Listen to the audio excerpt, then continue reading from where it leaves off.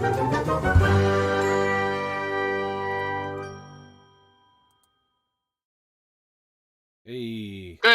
We're back, welcome to hopefully. the Snowflake Show. Let's hope we didn't have a crash this time around. This is episode 8 of the Snowflake Show. I'm your co-host Regan Elite. I'm Lee Corn.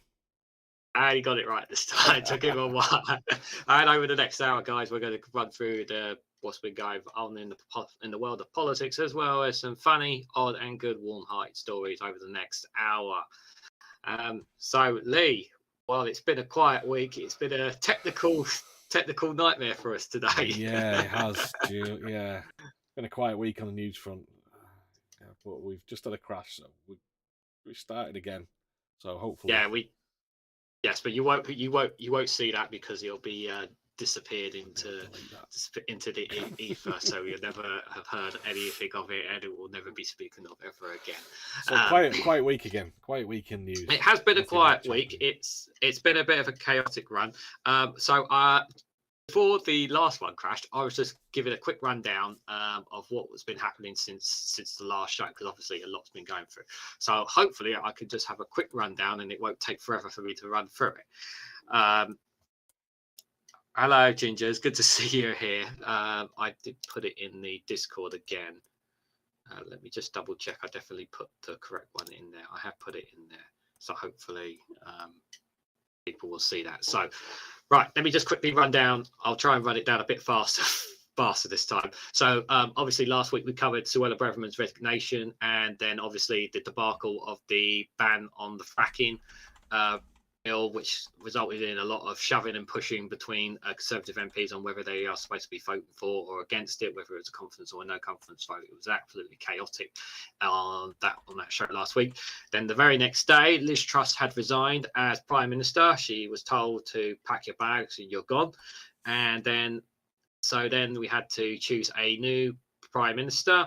The 1922 committee basically scheduled a very, very short leadership contest that would only last a week, and they would have until Monday 2:00 to basically gain at least 100 Conservative MPs to basically be able to pass the first round. Basically, it was pretty much only a contestant of up to 3 people were kind of in the race, to be fair. So there was Penny Mordaunt, there was Rishi Sunak, and then there was Boris Johnson. Boris Johnson and his backers bragged that they had over 100 Conservative MPs. They bragged and bragged and bragged, but they never proved it. And Boris Johnson basically backed out. So we don't know if he really did have 100 MPs. We're going to assume he didn't have 100 Conservative MPs backing, given the controversy surrounding him, and rightfully so. Well, then there was he never lies though. He always tells the truth, according to Dean Doris. Allegedly. I mean, there was also Penny Mordaunt as well, Lee. Well, we think that she might have had 90 MPs as well. She might have had 90 MPs, according to the Guardian's podcast. They thought they should have 90 MPs, but she failed to get over the line, which only left one person in the running, and that was Rishi Sunak, who did get over 100 Conservative MPs.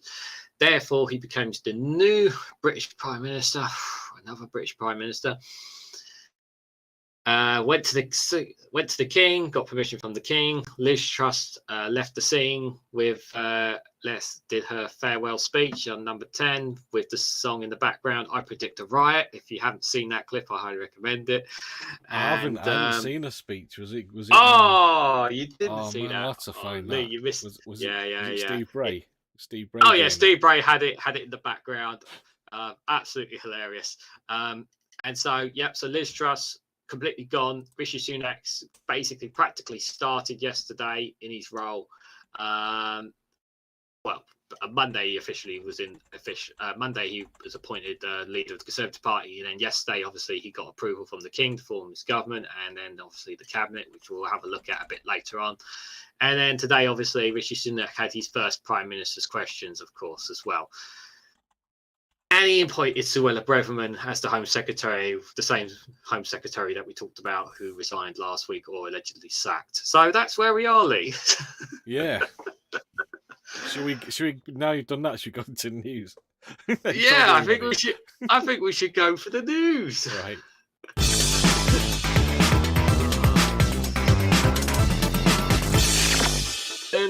news, ladies and gentlemen. News.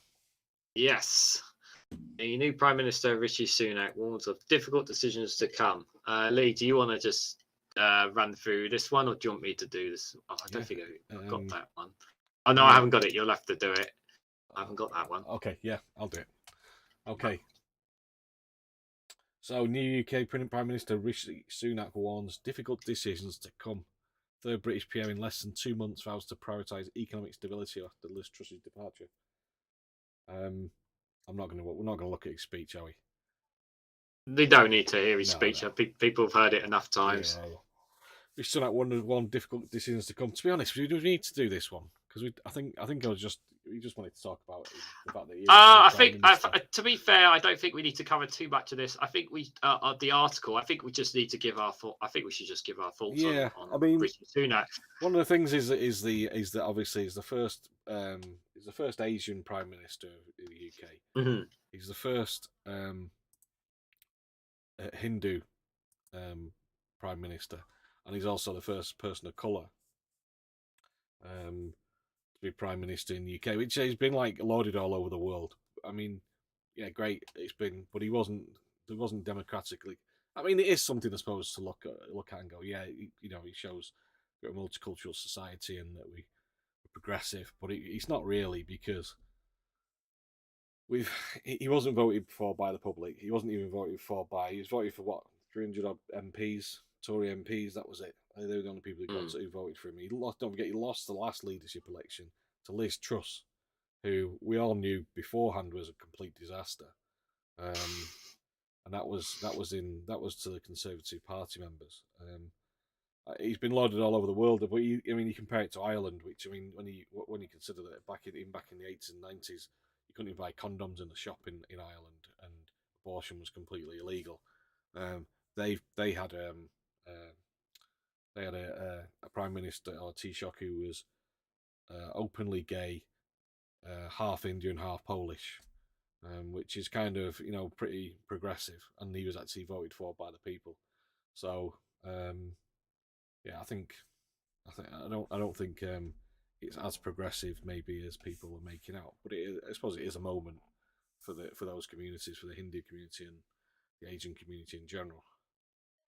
I mean, given everything that we're going through, it's nice that there is it's a nice perspective, but it's also, as you've said, it's not the overall Conservative Party members didn't want Rishi Sunak, and yes, he had 100 MPs, but is he going to have all the Conservative MPs backing him when it comes to the proposals and bills that he wants to put through? That's going to be a good question as well, because if he can't, then obviously he's going to sink, and the cries of a general election are going to be even louder than. I mean, they're already loud as they are. They're not going away. They ain't going to go away until he can prove himself and he can stabilise the economy and do something for people. Which, considering his background and where he's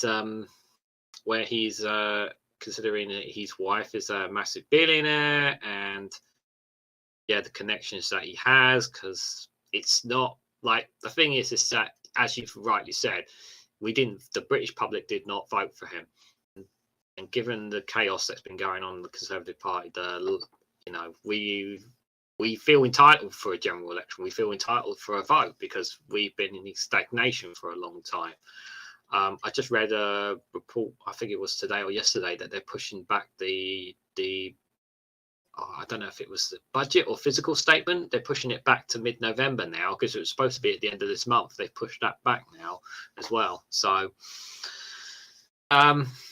yeah, it's I have to see how he does, really, because I think it's going to be really rocky. I mean, that's the best way to think of it. Now, they're all a bunch of rotten apples, but they've picked the least rotten apple out of the lot. So they're all rotten apples. One of the least rotten ones, yeah. One of the least rotten apples. I think that's the best way to kind of think of it. It's still a rotten apple. It's just not as off expiry date as the other ones are. So yeah. Should I just have a quick look at the chat, because we haven't said hello to people? And no, we have not. No. So Hello, Judge Jeff, Gingers. yeah, Lefty Boater. Good to see you guys. All Shorts, great to see you here, mate. Hope you're doing hello well. shorts. And a wee stock squad with a wee lovely poem there. Twas claimed Plus, twas claimed the go software on. had a crash, but did Ray Gun give your stream bash? Was it Halloween scary or leak on getting hairy by rapidly growing mustache? I'm not really growing that much of a mustache. What are you saying? What's a wee Scots trying to say there? I don't know. Oh dear, oh dear. Shall we have a look at the cabinet, this wonderful cabinet he's brought in? Which Let's is have like, a look at this wonderful completely new, cabinet. nothing like anything I've done before. Oh my god! Oh god, that's the first three. That's only the first three. Jesus. Right, so we got Rishi Sunak, Prime Minister, obviously. Dominic Raab back as Deputy Prime Minister. So yeah, they've got the same mouthpiece that Boris Johnson had. Yeah. Jeremy Hunt staying as Chancellor. To be fair, I think everyone was expecting him to stay on as Chancellor. I don't think it would have been in the best interest to just change Chancellor again. Should we skip over? Should we skip over Suella Braverman because we got so much? We'll skip over Suella Braverman because we will want to talk about that about her in a little bit. But James Clever, James not very cleverly. Not very cleverly. Yeah. Ben Wallace. Wallace, the Wally of defence. Before, I think he does say on here he's been reappointed as secretary, as defence secretary. Oh, sorry, I can't scroll up. This new post is held since July 2019 has been leading the response to the war in Ukraine. Popular Tory members once considered a favourite to replace Boris Johnson, but chose not to stand. Pretty widely respected across the parliamentary party. Yes, I did hear that. Yeah, he is widely respected, so that's why he's in the cabinet. He's in the eight-year spell in the army, served in Germany, Cyprus, Belize, and Northern Ireland. So where he helped thwart an IRA bomb attack. So yeah, so he's popular in the party. So he's obviously got military experience, which is fair enough. If you got somebody with experience, you might as well use them. Somebody just hates the job that they've been given. Hates the. Nadim Zawari is without portfolio. That's an interest. I love that one. That's brilliant. You're just there, just to give you voice. Oliver Downham as well. Chancellor of the Duchy of Lancaster. Again, another meaningless title. Yep. And then, God Almighty, she's environmental secretary. You said. I'm sorry, but we had her as health secretary, and I thought, bloody hell! And now you got her with environment. Oh good God, Jesus! Just talk about insulting. Grant Sharps has had lots of different names when he was in business, but he's business secretary. So yeah. Oh God. That is not the best picture for Penny Mordaunt, by the way. If you see that face of Penny Mordaunt, she looks like she's come off. I don't mean to be rude, but she looks like she's just come off having a wine fest or a bottle of brandy or something with that picture. I don't know why they put that picture there. I think it's more like to take the mick out of her. I think because she was not happy at all. She was not happy because she didn't. She basically didn't get a promotion or anything. But then she had no leverage against. If she'd have got 100 votes, then she backed out. She could have used it as leverage to say to Rishi Sunak, give me a better job and I'll back out, or give me a top job. But she had nothing. So, what do you think? Yeah. I was kind of about to say that I feel sorry for Penny Mordaunt, but at the same time, I shouldn't feel sorry because. To be fair, she should have gotten something really, considering she had quite a big backing of Conservative MPs. But that's the risk he's taking, I suppose. I mean, he could have kicked her out in total and then done nothing. But well, it could be worse. Jacob Rees-Mogg could still be in this cabinet, so that's true. And he was leader of the Commons before her. He could have put him back in, but he was such a Boris backer that I don't think he really wanted him in it, did he? Mel Stride, Working Secretary's pension. I think we're getting into kind of the obscure people in here.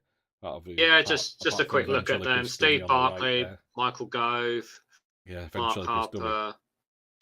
Harper. Is Mark Harper going to do anything? Yeah, about the train strikes? Probably not. And then I doubt it. another favourite, Kemi Badenoch.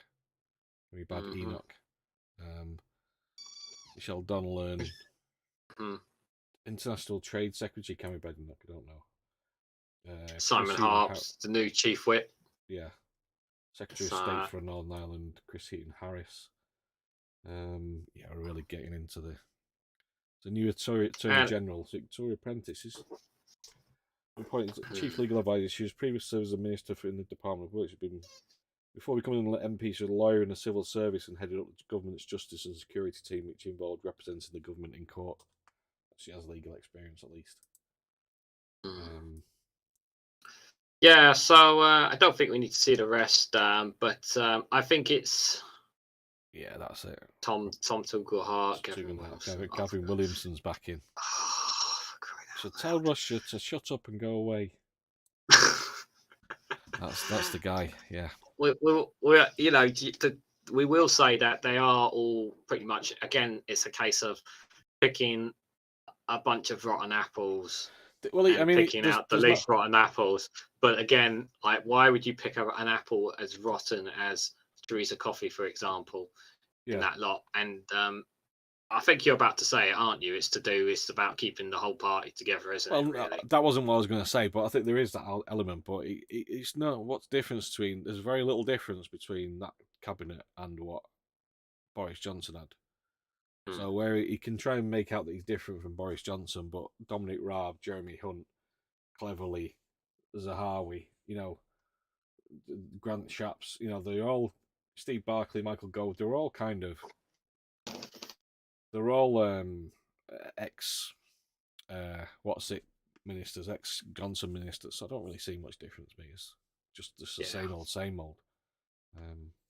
But yeah, you're gonna say about being the same, keeping the party together. Yeah, so I think I'll just briefly say, this cabinet is, the whole point of it is to try and get as much Conservative MPs behind him as possible. And I think he's quietly behind the scenes has made the points like, either you back me or this party's finished and we've got no chance, I remember when Rishi Sunak was appointed, I was listening Andrew Marr does his usual monologue, and he thinks that a general election is unlikely now until 2 years. But I'm still kind of in the I don't know. It really does depend what Rishi Sunak does over the next all the way up to Christmas. Are the polls going to turn? Is he going to do? Can he do something for the people? We know that he wants to sell off the NHS because when he was Chancellor in the past, he was constantly talking to American health insurance companies about selling off the NHS there. So, let's not forget that. So, yeah, we can't. It's difficult because he's got to show appeasement, but at the same time, it's really a case of either the party unites or they fall, pretty much, because this is their last chance, really, to be fair. Yeah. Hello, number 3. Good to see you in the chat there. So yeah. I did see you there. I just have to... Go on, Lee. I was just going to say, because number 3, what he's got the dogs for, excuse Suella not being investigated is amazing, because it's wrong to investigate the former administration. At the rate we're going through PMs, no one will ever be investigated again. Number 3 says all crimes are in the past, even those that haven't happened yet. So, if you guys didn't see, there was a great tweet from one of the Liberal Democrats that basically said they're glad that the Conservatives are now in the belief of rehabilitation of people who've committed crimes, and so they're basically something like, I can't remember the exact wording, but they're basically implying that Suella Braverman has been rehabilitated now that she's the Home Secretary. Well, I mean, like you say, we didn't mention at the start, but this time last week, she'd just been sacked, literally a week ago. So that was what we were talking about last week. And then literally 6 days later, she's back in the cabinet in the same post. She was sacked. She resigned for breaking ministerial code. But now, within space of 6 days, she's back in the cabinet with nothing. I know. So I'm just ridiculous. I know, we were talking about it in great detail, and then all of a sudden everything just changes in a heartbeat, mate. So should we see what Ian Blackford? Go on, sorry, I cut you off. No. Let's hear the great Ian Blackford. Let's see what Ian Blackford has to say about this. Oh, I say that, but he's bloody not. He's disappeared off my screen. Let's see if it works. But speaking. Oh, hang on a sec. Sorry, just let me bring it. While you do that, I'm just gonna have a quick look at the chat. All crimes in the past, even those have not happened yet. Hello, Pete. I enjoyed iPhone app doesn't let me pick your name. It's annoying. Oh, that's all right. Number 3. As long as you can see in here, that's all good, mate. That's all good. Right, so ready for Ian Blackford then? Yes, let's sorry, hear was there more stuff you wanted to read? I can't jump in. No, chat hasn't updated yet since then, so let's see what he has to say.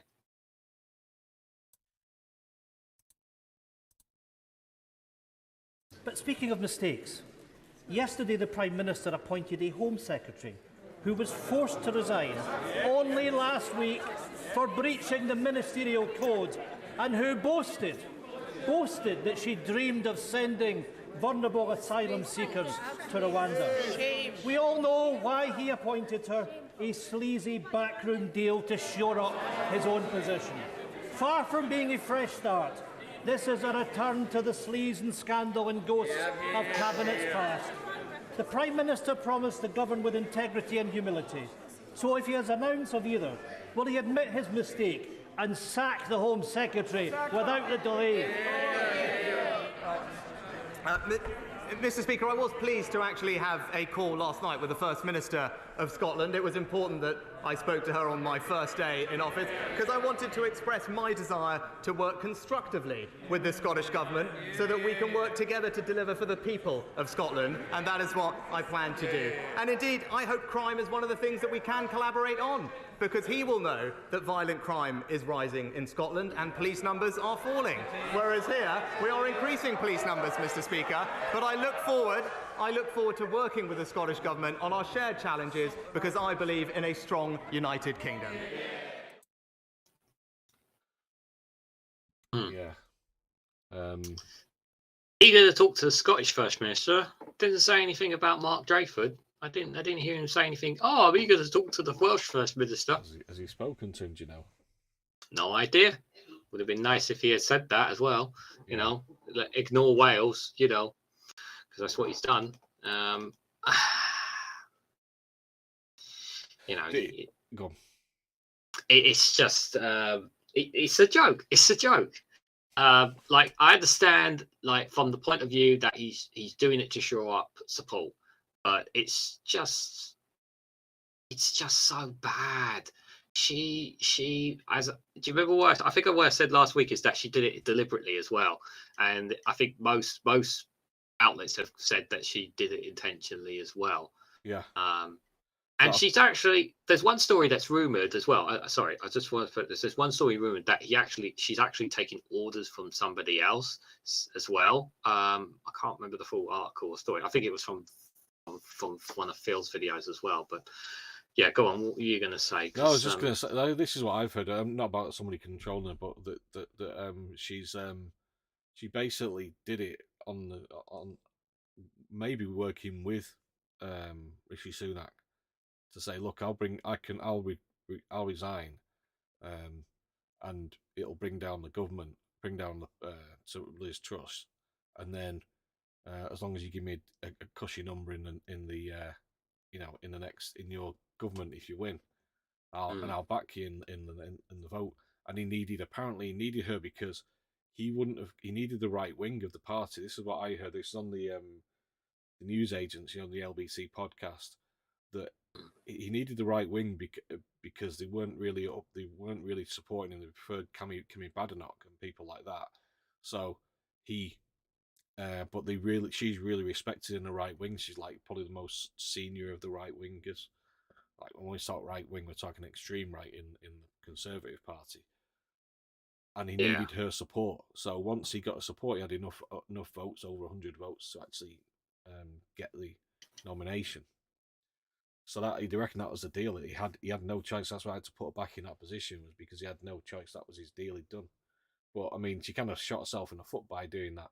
Using that breaking ministerial code as a reason to resign. And she could have just resigned, basically saying it's not working and she's not the right person. I can't work in this government anymore. But I don't know. She was, as she's always said last week, she was already being pushed out of security meetings and all that anyway, wasn't it, last week? Well, yeah. That's not going to get any. That's just going to get worse, isn't it? So that's not going to improve unless it was Liz Truss was actually pushing her out of these security meetings. But I mean, talking about it, just starts. One of the things I saw today, in terms of how corrupt she is, potentially, allegedly. Is this from 2000? So basically, in 2000, she was in the Cambridge University Conservative Association as running. She was running for the chair. Okay. So she studied law at Queen's College in the late 1990s, nearly 2000 for training. In May 2000, Cambridge's budding politicos and media hacks were sent scrambling when Varsity ran the headline Conservative Corruption Crisis, alongside a photograph of Braverman. The article reported an allegation that Braverman had attempted to buy a student's vote when standing for the role as CUCA chair. This prompted a fierce denial printed in the paper's next edition, with the aspiring politician pointing out that the story was sourced from Liberal Democrat activists and that accusations of vote buying were ludicrous since she was standing unopposed. And basically I don't know if it mentions the whole thing here. What she was accused of was going in to see other members of the Conservative Association at Cambridge University, right, and saying, "Oh, we're good friends. Support me, and I'll." What was it? She's basically asking them to support her. Oh, that was it. People who weren't members of the Conservative unit of the party or the part that was voting. She was offering to pay their membership so they became members in return for their vote because she was friends with them. And apparently there was one person who came out and said she'd done it to them, and other people came out and said, yeah, that actually happened to me as well. She did the same to me. Was this money involved? Basically, she bought them as well, or something. Well, I don't think she given them money, but she paid their membership fee to get them into the party. Right. Okay. And then used it to on a condition that they voted for her. So I don't know what being a member of the party was, what advantage it was, but that was the story. But I think it's just to kind of show that her attitudes to things is just to kind of try and she's basically she'll do anything to get to the top pretty much. Yeah. Another snake. Yeah, I'll put a link to that. I'll put a link to that in the comments. So if anybody's interested in it, you can have a look. There are other articles about the same thing, so it's not like it's. Yeah, we'll also put that on Discord for you guys as well if you want to have a look at that later as well. But I've not read that myself, so I'm interested to have a look a bit more in detail on that. But it's it does go to show the kind of person that allegedly that she is. So I wouldn't be surprised by next week, mate, if we have another story on Swear Braverman. Sorry, just bear me a second. So I've got some mic duplication issues. Okay. Well, while you're dealing with that, I'll just say that by the way, she did reports did say that she did get quite a toning down from Rishi Sunak when she went into number 10 before obviously being announced as Home Secretary. So that was like she was told not to basically, obviously remember that famous rant she did in the House of Commons, the anti-growth, left woke, tofu eating, Guardian reading kind of rant. She won't be doing that kind of thing again because she got told to really tone down her language going forward as Home Secretary. Yeah. So and she needs to, because you're not going to help stoke. I mean, it's bad enough that she's staying in a role, but you don't want to stoke any more fire, shall we say? There. Good evening, Daily Blase. Good to see you in the chat. Hope you're doing well. And Lefty Bo, if I didn't know, you'd say hello there as well. So there is some good that's come out of it, I suppose. Shall have a look at this. Rishi Sunak will keep the ban on fracking in the UK. It's going to bring back... Yes, I could read this. I'll read a bit of it if you want. So this is I think this had to be done from. Just before I read a bit of it, I'll just say, well, this kind of had to be done, didn't it? To be fair, because otherwise, if he didn't, it would be there'd be absolute chaos. So, I mean, the Tories would have lost loads of seats. Yeah, so I'll just briefly say on this. So obviously, in PMQs, we both did watch PMQs. He didn't outright confirm it, but he basically said that he was committed to keeping on the 2019 manifesto promises that were made then, and obviously it was a policy then, and he said he basically committed it, and then a spokesperson basically confirmed that. Spokesman, it's in the article here, basically a spokesman for the Prime Minister basically confirmed that they would uphold the ban on fracking. So that kind of puts fracking to bed, which is good. It's good that that's been put back up there, and it's kind of put voters at ease, and it's put the MPs a bit at ease, shall we say, to that story. On that, don't know if we're really any more to add from that article, really, apart from the fact that they've just basically said that they're not going to, that they're going to keep to that commitment. So, don't really know what more to add on that, Lee. Apart from that, really, I mean, just reporting what we're pretty much what we've said on right. Yeah. So. Okay. But it's good. It's good because fracking. It's bad for the environment. It's not been proven to be anywhere good. It's not going to make us money. It's not going to give us more energy. Till science proves it. Otherwise, it's a dead rubber story for the Conservatives. So on that one, I don't know if anybody in the chat wants to comment on the fracking, but I don't think it's again another story that. Don't really need to add any more to it apart from yes, good news, fracking's banned. Right. David Blase's here as well. I think you mentioned before. So do you want to the next thing then? Do you just do while we're talking about this then? And Suella Braverman. Should we just have a look at oh damn, I found it. I've lost it now. Can't find it. Where is it? I wish I could read his mind, chat. No, I'm sorry. I was gonna. I've lost the article I was gonna show. Should we just have a quick look at Doug's poem, because Doug's here as well. So. Oh, we got a poem. Yeah. Oh, yes. That's part of it. Oh God. So we got more than one. Oh, good. It's a Halloween special, this one. So I'll just double check because it's not actually picked the right one. Oh, I forgot to put on my Halloween mask for the show. I think this is because the software crashed. It's gone all over the place now. It's kind of messed me up. Oh. Just let me sort this out. Just film. Okay. Well, while you're sorting that out, yeah. So we got a couple of other stories that we got to share for you guys a bit later on as well. We got another cat story. We've got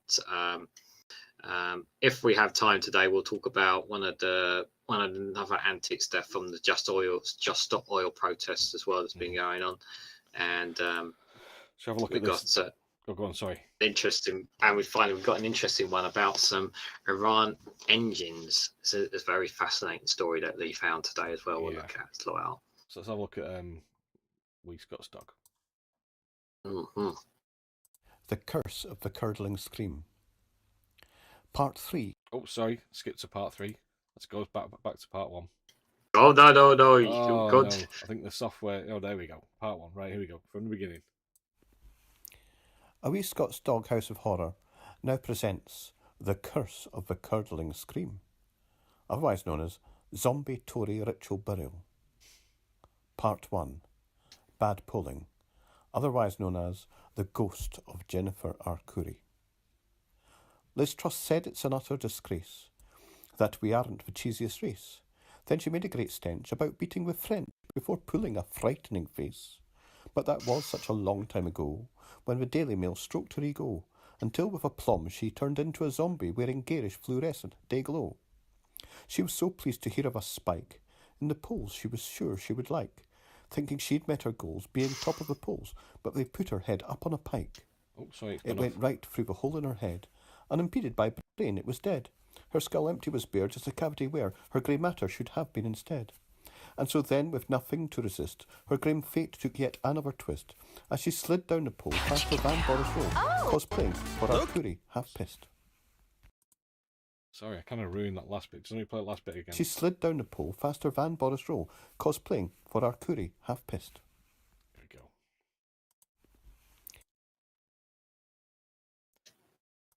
Sorry, I'm just having a bit of a mare here. Everything's gone a bit too bits apart. Hang on a sec. Get you back on. Damn it! It's almost like having Nadine Dorris joining your TV show, you know. Oh man, who was that? It was Al Shots who had that before. These. Oh, Nadine well Dorris. done. Yes. Didn't see that until All Shorts posted that. Brilliant. But you know, apart from those little technical issues, thank you so much, Doug, for those lovely poems. Yeah. You know, they are very, very great, and nice Halloween one. So nice little Halloween theme. Did you want to do? Did you want to do? There's one of our favourite YouTubers. We can do. Yeah. And then we'll talk. And then we'll talk. We should talk about the engine one which you found. I think that would be a fascinating one to talk about. Yeah. I just need to find it. Where is it gone? Oh man, I am losing everything at the moment. It's all going wrong. You're fine. Yeah, at least there you're we not go. working for TV News. So. Right, okay. I just need to get past because it's going to play an advert. So I just need to get past the advert, and then I know you've got premium, so because you're willing to pay for it. I'm not willing to pay for it. I'm not paying for it right now. It's a 3-month subscription at the moment. Yeah. I haven't reached that point yet. Hello, Cash Dummy. Good to see you in the chat. Hope you're well. It's been a while. Right, okay. We're ready now. Sorry. Okay. Anybody else? Hi, Cash Dummy. Right, let's have a look at this then. Souptopia warning. Had a few people say to me, why aren't you commenting on the latest political shitstorm? Well, in layman's terms, I can't be fucked with it. Hip hip hooray, the twat bus has got a new driver that's going exactly the same direction as the last driver. The bus is still full of twats. We've got 90% of schools set to go under. Got people choosing whether or not to heat up some beans or heat their house. We've got a flu and COVID bomb about to go off in the NHS. An NHS that's had its face rubbed in the dirt by this government. And oh yay, a multi-millionaire, an ex-hedge funder. The very people responsible for the last recession. One of them is now in charge of our country. Oh, and also he's a robot, brilliant. And then you've got Fred Westminster, who was good enough to jet back from the Caribbean when he should have been at work. They get half a year to take holidays, huge salaries. But he had to come back, claiming it was in the national interest. Fuck off! Fuck off. It was all about ego, all about him trying to get his grabby little hands on some more power or money. And then you've still got those toothless idiots on the Vox Pops having you go, "Ah, Boris Bullet!" Where is their self-esteem? Where's their self-respect? How lacking intelligence does a person have to be to think that he's a bastion of what it is to be British? He's a basic con man that created this celebrity around himself so that he could be untouchable. It's fucking Trump style. Yet people lap it up, don't they? Ironic that a man who is said to have got all the big calls right finds that now his phone doesn't ring anymore because no one wants to support him. Ah! Take that, boss. See, I've got an illness as well. An illness that requires an IV drip of soup, and I can't be fucked with it. Because this reshuffle of the third Prime Minister in 3 months is a farce, it's a circus. And at this point, it's like smearing human shit around a really expensive room and giving us the bill for it, and I've had enough. So I'm going to go eat some soup and recover. The Conservative government are an insult to this country, but we need to take a look at ourselves and think about how we let this happen. It's bullshit. Yep. Yeah, I think she says what everybody else is thinking. Oh God, I need her to do a duet with Jonathan Pye. I really do. Oh, yeah. I mean, like, there's the funny side of that, and then there's also the harsh reality when you listen to her stuff. But I do just absolutely adore this woman because she just tells it straight as it is. I really do. Brilliant stuff from Super, as always. Super Tansky. I can't say Tansky, so I'm just going to call her. I'm just going to call her Superwoman because that's what she is when she does it. She just it's the way. It's not just what you say. It's how you say it and how she says it it encapsulates how people feel about this current government. Yeah. So that's the best way to put it. Allshot says, Lee, now you know how I feel when live and tech goes awry. Yes, I have it. We literally spend the hour before the show going, oh my God, this doesn't work. Oh, this doesn't work. So we were literally 5 minutes before thinking. He has to say. He says to me, "Can you say sorry?" Could I say testing 1 2 3? And then he asked me to say it again, and I say it again. So. and Reagan's going, oh my God, we've got 2 minutes till we're live, and I'm going, can you just say something? There's no audio whatsoever. Yeah. It's all held together with elastic bands and bits of blue tape and sticky tape. We're just putting plaster on the wall. That's all we're doing. Just a bit of plaster and sticky tape, as the government likes to do. Oh God. Right. So what should we do next then? We do the Iran engines, or are we gonna do? Yeah. You found this article. I think it's quite an interesting one. Why don't you talk about this one just to kind of explain what exactly this one's about? Now I've lost the page again. Where is it? There we go.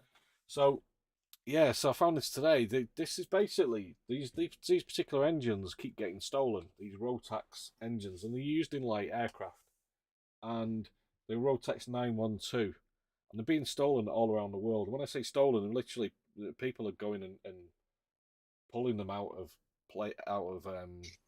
different planes, light planes, and microlights and things like that. And when you see the reasons why, it becomes clear why they're being stolen. So, the Austrian-made Rotax light aircraft engine, recently found in a Russian-operated Iranian-made Mohajer-6 drone recovered by Ukrainian forces, a model that has been at the centre of a puzzling and prolonged theft campaign around the globe, but especially in Europe. Sophisticated criminals who know how to circumvent airport security measures and find engines that often have low operating hours and surgically remove them have been a hallmark of the widespread thefts. So many of it's been stolen just in the UK alone that Operation Opal, a national intelligence team focused on organised crime, was called in to investigate the matter, according to the British Microlight Aircraft Association, BMAA, which, along with the Light Aircraft Association, LAA, is collating information about the thefts in the UK.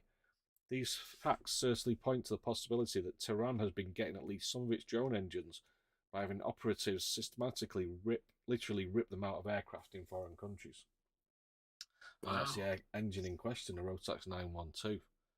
I looked up the price of these. You can't actually buy them nowhere, but I found a quote for about 25 grand. So that's like 25 grand just ripped out of a plane.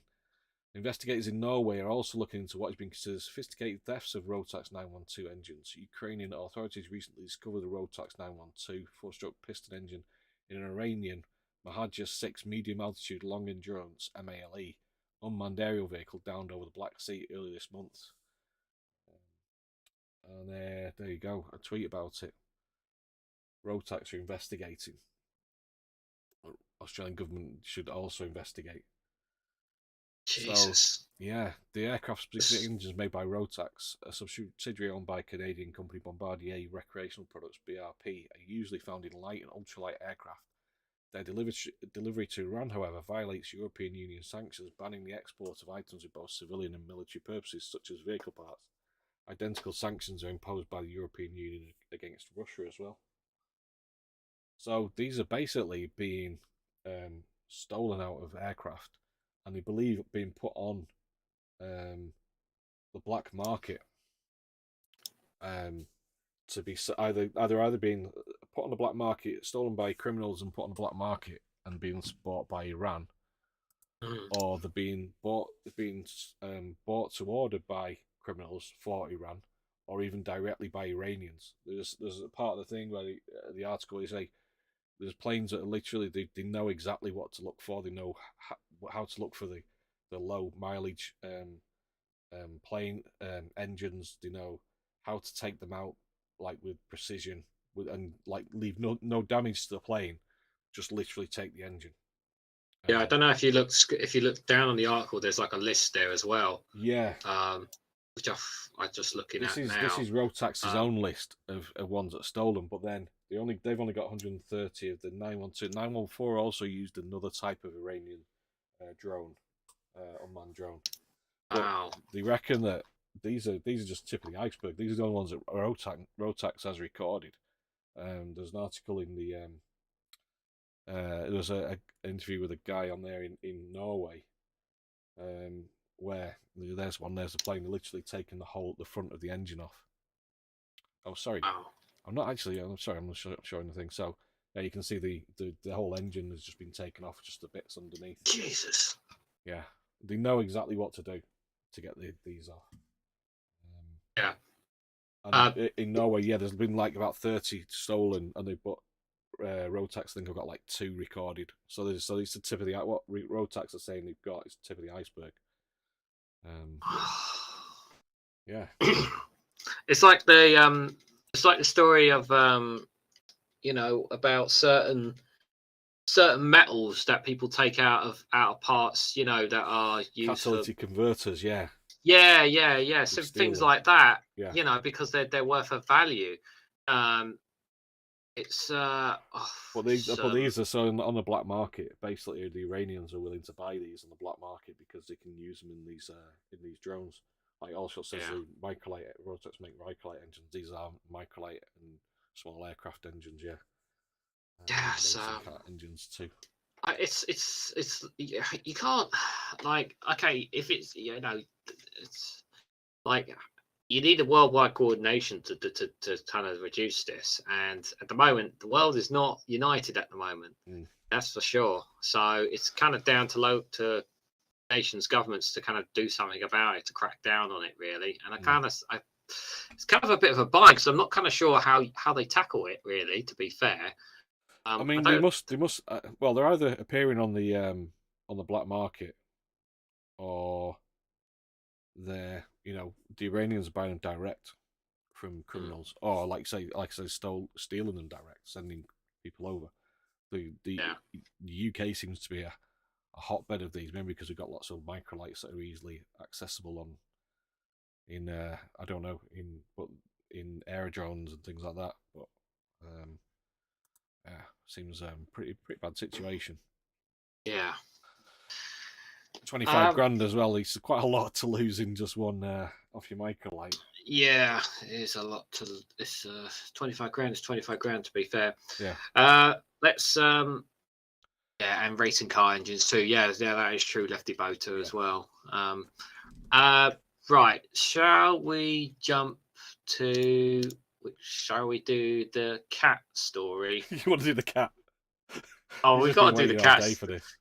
Yeah, we have been doing I've been waiting all day for this one. I've only seen the headline of this, so this is all on Reagan. Right, so I found the article. So some of you guys may be familiar with a similar article that we posted a few weeks ago. So are you ready for this? Yeah, go on, show 'em. So you guys remember the story about the chess player who allegedly used anal beads for to kind of allegedly help him win. Well, cats found that cats have a tendency to bring home. They normally bring home mice. They bring home a sock here and there. When you have cats, they bring home lots of stuff. Not this one. This one decided to bring home anal beads in its mouth.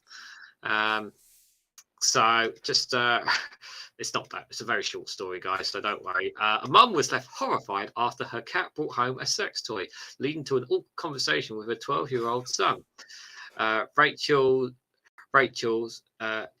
kleptomaniac cat doer has become somewhat of a local celebrity for the random things that he brings back as gifts for his owner, the Daily Star reports. The four-legged theft has previously dragged home gloves, a watering can, and even floral tributes from the graveyard behind their home. However, the 3-year-old pet recently stepped up his game when he came home through the door in what appeared to be anal beads in his mouth. Rachel, who lives in Cador, I can't say that word. Rachel, who lives in Caldicot, Wales. Caldicot, Wales, was left mortified when she realised that what the receipt item was, and faced some awkward questions from her son when he also spotted it. As always, if these belong to you, just inbox me, his owner said. Demo has been bringing gifts home for the last couple of years, but on Monday I was on the plane to my phone to my sister when she turned up on the door. At first, I thought it was one of those car air freshener things, but then I showed my sister and she said, "Oh, Rachel, that's definitely not an air freshener." It took me a minute, but once I realised what it was, I was absolutely horrified.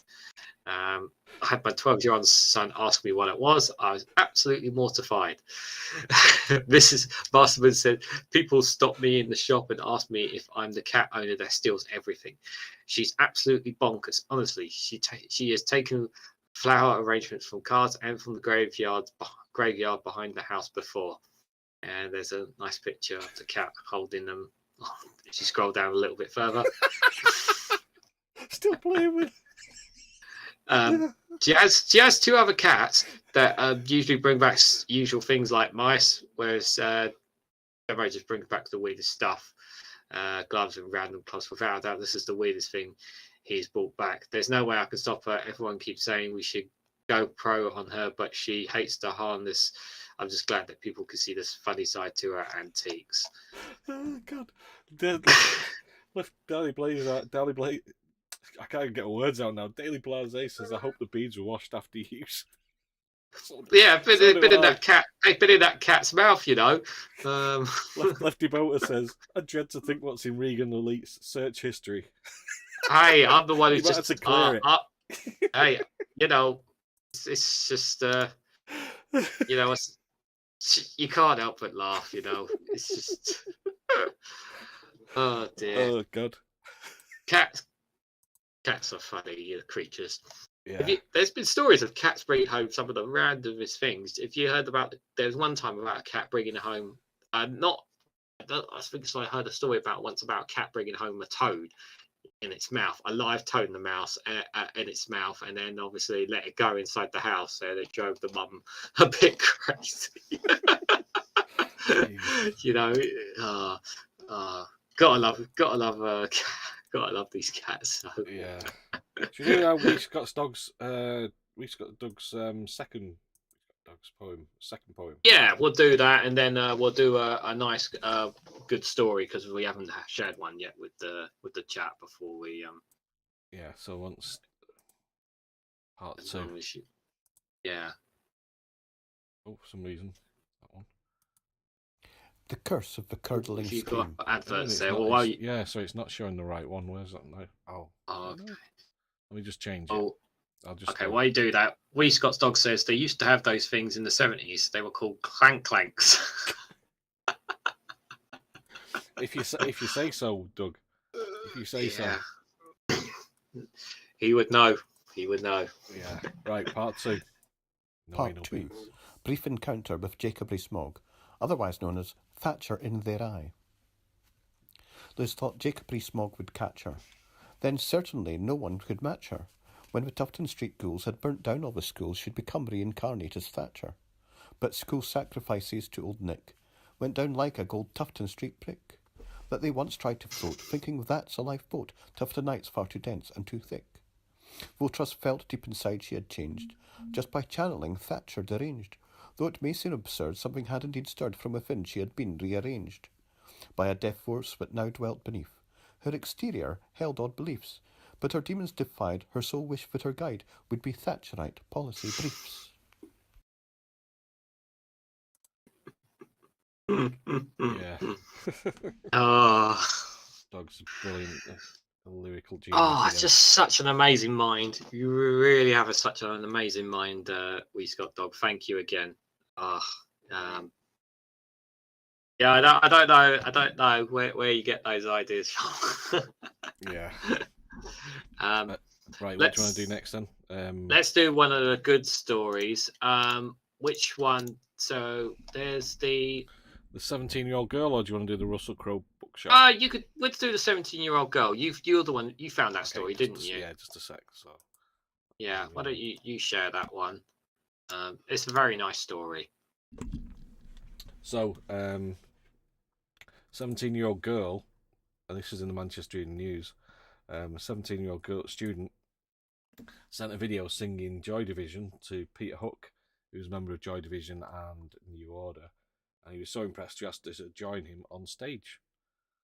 So this is Nancy Dynan, who's 17, a student in Stockport, and she was invited to join Peter Hook on stage, and for Joy Division Orchestrated. So when 17-year-old college student Nancy Dynan sent a video performing a cover version of Joy Division classics Peter Hook on Facebook, it was on a whim. But to her shock, the music star was left so impressed he invited her to join him on stage for 2 huge gigs. Nancy from Wow. made a professional stage debut at the recent Joy Division Orchestrated concerts alongside Peter Hook and the Manchester Camerata. She wowed fans with her ethereal take on some of the Manchester band's most iconic songs, including Transmission, She's Lost Control, and New Dawn Fades at Manchester Apollo and the London Palladium. Wow, London Palladium. Wow. Incredibly, Nancy, who's studying for A-levels, had never performed in front of more than a college audience in her life before the gig. And it all came after she took a punt on sending a cover version of Transmission to Hook on his Facebook page. Nancy from Gatley said, "It's still crazy to me what's happened.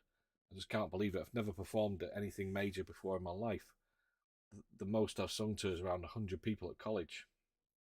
And there's Peter Hook, and she's in the background there singing. That's so cool. On stage. At the end of the show in Manchester, Hooky revealed to 1,000 in the audience who is Nancy's debut to audible gasps from the crowd. He said, "I'm delighted to say this was her first professional performance. She's 17. Now Nancy has shared there was a special reason that she wanted to share music with Hook. She recorded Transmission with her father, Andrew Dynan, who tragically died suddenly aged 50 in May this year. He'd been recording his own Irish folk album with Jim Richardson, but died just weeks before it was ready to be released. Nancy has now made it her mission to try and get her beloved dad's music heard by as many people as possible. Nancy says, "My dad loved Joy Division and I love Joy Division, and we recorded our take on Transmission on his album." And that's Nancy with her dad, Father Andrew Dynan in the centre, and that is a talented Irish folk musician. Dad passed away just a week before the Masters came through, and so I thought in his absence I had to take over. He didn't have management or anything like that, so I thought it wouldn't hurt just to send it through to Peter Hook. I didn't know how to contact him, so I literally just Facebook messaged him. I was stunned when he replied with his agent's details and said that he liked the track and wondered if I wanted to come down to a show. I messaged him just to share it. I would never, ever have expected all this. He said, "Would you like to come down and do Transmission for the orchestrated gigs?" It was crazy. I met him and he said he would like to do more songs in Transmission. We'd have to see what else I could do. So I went home and learnt them. Wow. Yeah. She's still studying the final levels, final year of her A-levels at St. Aquinas College in Stockport. Yeah, brilliant story. And actually, I'll put a link because you can listen to the album that her dad did with her dad, and their version of Transmission on It's on Spotify. So I'll put that link. Oh, really? Oh, that's awesome. Yeah, there it is. Copy that link. I'll put that in. I will also put it in the text after. I will also put that on Discord via Good News as well for you guys to have a look at. But that's a absolutely lovely story. Sometimes a band and that people you've been listening to all this time, and you just take a shot in the dark, and didn't expect to kind of it to be as big as she did, but from those pictures, she looked like, from the pictures there, obviously, she looked like she handled it really, really well. Yeah, she looked like a professional musician, professional singer. Yeah, so. She looked great in those pictures. So hopefully, it's the start of a fantastic career, and I wish her all the best. And and I'm sure her dad is looking down on her, extremely proud of her. You know, I think he would have. It would have been amazing if he had got to see it in person, obviously. But I'm sure it's he would have been incredibly proud of her, nonetheless. So we beautiful story there. Yeah. Should we do another? What do you want to do next? Do you want to do the Dream Job or the Russell Crowe bookshop? I haven't got the Russell Crowe one up. Okay. It's a bit. You could do the Dream Job. It's a bit of a weird, an odd, weird one. I mean, it is a nice one, but we'll have a quick look at that. It's up to you. You can do the Russell Crowe one if you want. We'll do this one. We'll do this one, right, okay. and then we'll go to the end, obviously, because we are a bit over. So this is the Dream Job. So this Dream Job, the Japanese man who gets paid to do nothing. Technically, that's not really. He doesn't get paid to do nothing, basically. So this is in Tokyo. This is all the way back in September, but I thought this is an interesting story. So basically, Shomi Morimoto, if I mispronounced the name, I apologize, has what would seem as a dream job. He gets paid to pretty much do nothing. The 38-year-old Tokyo resident charges 10,000 yen, that's $71 per booking, to accompany clients to simply exist as a companion. Basically, I rent myself out. My job is to be whatever my clients want me to be, and I do nothing in particular. Morimoto readers added that he handles some 4,000 sessions in the past 4 years.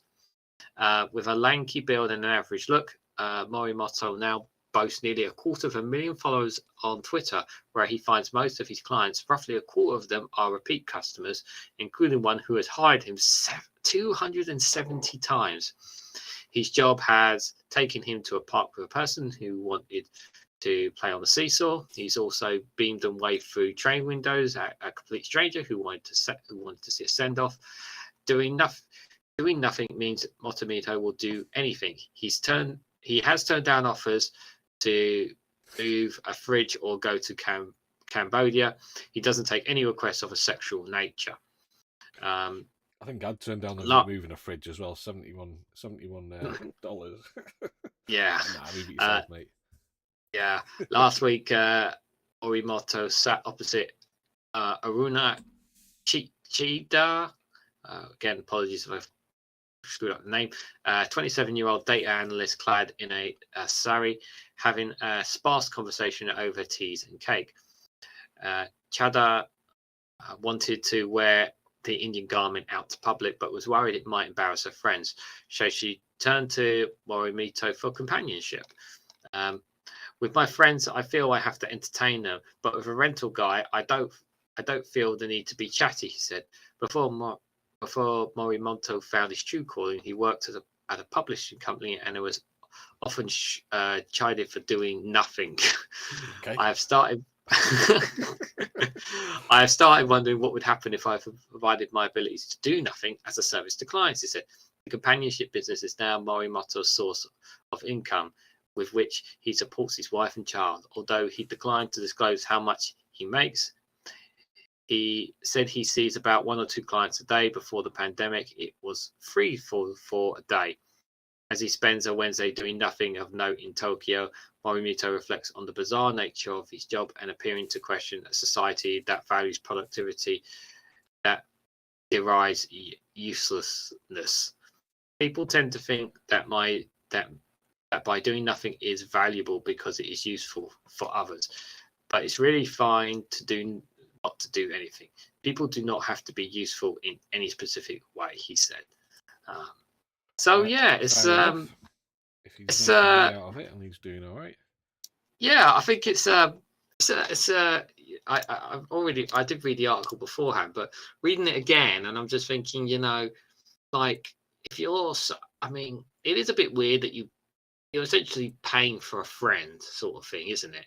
It's kind of what it is, or that's what it kind of is. But it's like, there are a lot of people out there who are lonely and maybe they don't have somebody. And obviously culture in Japan is very different to obviously here. So I'm not sure how well that would work, obviously, here in Western cultures. Yeah. I don't know if it's been tried and tested and failed miserably, but obviously, I would imagine I think it's really. He probably would do. I think maybe in, yeah, maybe not $71 a time now. That's, yeah, I mean, obviously, you would need to make enough money for a living, but I think it's an interesting story nonetheless. I mean, I guess it's you're making money off it. You're paying for your family, and you also you're providing a service of some sort. So it is a bit of a weird service, but it's a service that it's not a sexual one. It's one of a companionship sort of thing where people don't have friends, they've got somebody they can have. So yeah, it's an interesting one. Just in the chat, Scott's dog says, "Job doing nothing. I wonder if he'd be prepared to do a job share." I don't think he's going to share his yang. Ginger says they have these in US. They're called escorts, but do escorts? Don't they do the sexual stuff, or are they only certain ones? I don't know. I suppose no. Actually, I think there are escorts. There are escorts that are non-consensual kind of stuff. I could manage that part time. Yeah, you could, Doug. You could manage that part time. So should we move on to this quick one, because there's this is from Daily Show. Should we do the Daily Show one? Yeah, we'll run that, and then we'll wrap up with so this is Matt from the Green. Daily So Show. if you guys haven't seen this, check this out. It's really, really funny. Yeah, that's right. The UK's new Prime Minister is former Finance Minister Rishi Sunak, and he's Indian, he's Hindu, and he's only 42 years old, which means he will probably serve well into his 42 and a halves, easily. and let's not forget another important first. He's also the first Prime Minister who's an absolute snack. Yeah. Oh, look at you, Rishi. And before you're thinking, oh, is he? Don't forget who came before. Don't forget. We're moving on up.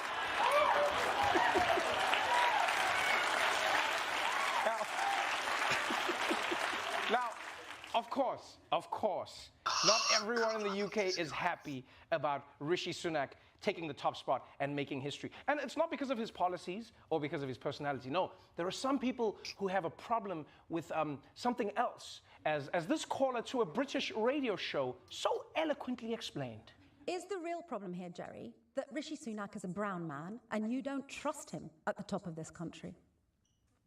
Well, could you imagine him going to the Scottish Nationalists and being the Prime Minister of the Scottish Nationalists? Could you imagine me becoming the Prime Minister of Pakistan or Saudi Arabia? No, these things matter. I'm sorry you don't like it, but this is predominantly, we're talking about England, right? 85% of the English people, yes, are white English people, and they want to see a Prime Minister that reflects them. Yeah, this guy has a good point. Can you imagine if white English people wanted to rule countries where no one looked like them? Oh, that would never happen. Can you imagine that world? What would that world be like? Now, you know what's so funny to me? It's funny how racists always say, oh, colonization was fine. It was business. Until they feel like they're being colonized. Then all of a sudden it's like, something needs to be done. Something needs to be done. You're not even being colonized. The guy is British. What's wrong with you? You know, if you ask me, British racists are looking at this whole thing all wrong. This could be a good thing for you people. After 400 years, you'll finally get to legitimately blame a brown person for your country's problems. You're living your dreams. Wake up. I mean, there is a part of me. There's a part of me that feels a little bad for England's racists. No, because remember, they voted for Brexit specifically to keep Britain white. And that vote started a 7-year chain of dominoes that has now led directly to an Indian Prime Minister.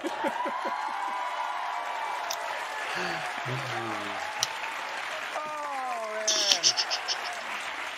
Yeah, they're probably like, oh, this is certainly a rich irony at my expense, isn't it? Yeah. And here's the thing, keep in mind, this caller even says that he is Tory. So this is the same party as Rishi Sunak, right? Which means they probably agree on all the same policies. He just doesn't like that he's not white, which I don't understand. I truly don't understand. What are you scared of? What is this caller scared of? Does he think Sunak is going to walk up to the podium on his first day in office and be like, it is the greatest privilege of my life to be able to give back to the country I owe so much to, and to show my gratitude, I just want to say, I'm selling the entire country to India. That's right, revenge time, you bastards. This was the plan the whole time. Happy Diwali, mother bitches. It's not going to happen, you racists. Oh, that's brilliant. Oh, God. Trevor Noah's so funny.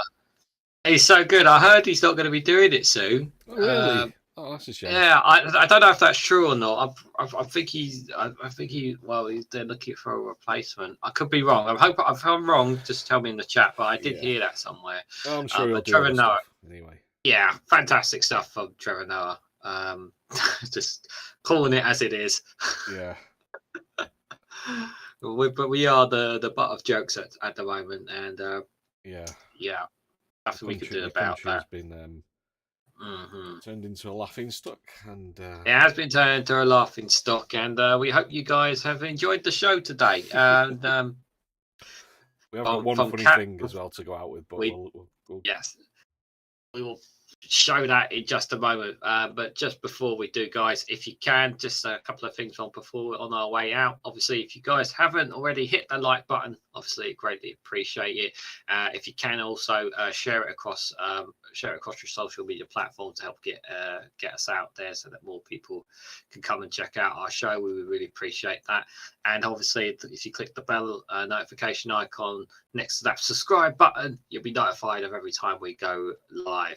And of course, we also have the Snowflake server, which you can find in the description on our channel as well. I will put a link in the live stream before we go off the air as well for you guys to come join us. It's completely free. We do games nights. At the moment, I'm running movie nights on Mondays. We're looking to do some kind of a special Halloween games night this Sunday. Hope if you guys can join the server, maybe you guys can come join us for that as well. They're also doing, every now and then, we'll host other live streams that are going on from other political broadcasters as well. So be sure to come check it out. There's lots of great content on there. Great people as well to come and see as well. So yeah, just in the chat. So number 3 says travelling companions are not new. Lefty Watt says there are people who pay to crew narrowboats. And Scott's Dog says it's now an appropriate time to announce Doug's special chaperone service. Half a day's companionship in return for 10 bickies, a bone and din-dins. Free walkies included. Yeah. Well, we haven't played. Oh, should we play? We just need to do the last part of Doug's trilogy. Oh, we got one more. Oh, we got a bit of a bonus stuff. Don't run away yet, chat. Yeah, let's just get that ready. There we go. Right, let's go. The Curse of the Curdling Scream. Part 3, Dead Cat Bounce, otherwise known as Larry the Cat Goes Splat. Liz Truss, found in the depths of her soul, not quite dead, was a fiend of a troll, preaching liberal views, anti-monarchist coups, Paddy Ashdown, spook agent and mole. Never could be so radical he, was content bowing, bending his knee. But Liz was undaunted back then when she flaunted notions meritocratic, and she also suppressed a dormant Remainer, trying to escape, a no-brainer. But Truss craved only power, Brexit turned her heart sour, letting Zombie, a cock-up Liz, claim her rightful place in the graveyard of doom. Who'd have thought that there was any room beside Cameron and May, just below Boris J, and poor Larry in the catacombs? Doug, thank you so much for not just that, for all 3 poems. We greatly appreciate it, my friend. We really do. So, guys, we have just got one more funny video to show you on our way out. But as we already said, thank you guys for coming along. Thank you guys for those who have been coming along and putting up with the technical difficulties that we do continue to unfortunately have. But we will get it right at some point. You know, it's a learning curve, as we say. But as I've always said, whenever these things happen, you're guaranteed better quality production than GB News. So that is one thing you will always be guaranteed of when you watch the Snowflake show. Isn't that right, Lee? That's right, yeah. And I mean, we watched Larry and Paul last week, and they have technical problems. They have a producer who does it all for them, supposed to, and they pay somebody to do it, and they still have technical problems. Yes. So Larry and Paul tomorrow 9 o'clock. Watch that if you can. They were funny last week. And if you can follow us on join us after the stream if you can on the Discord server. The after show, After Dark. Yes. Snowflake After Dark. If you guys obviously I'd like to put a link in the Discord server so you guys can hop in and just have a wee chat with us on there as well, just to have a wee chat about anything, not just politics but anything. So and we'll leave you on this note, this Irish note. An Irish note. Oh, has it gone? Has it gone? That's not an Irish note. That's a Snowflake note. Sorry, let me bring that back. That was supposed to be seamless. Oh dear! It wasn't very seamless, was it? Oh, there we go. Where is he gone? Where's it gone? Oh no, it's gone to the wrong one. Oh, right, while Lee does that, I just want to say thanks everybody for coming in, for coming along, watching along. Thanks for everybody who's been in the chat with your messages. We do appreciate that, of course. And hopefully we'll see you guys, if not on the Discord server after today, hopefully we'll see you guys next week, of course. Wednesdays, 9 o'clock, as always.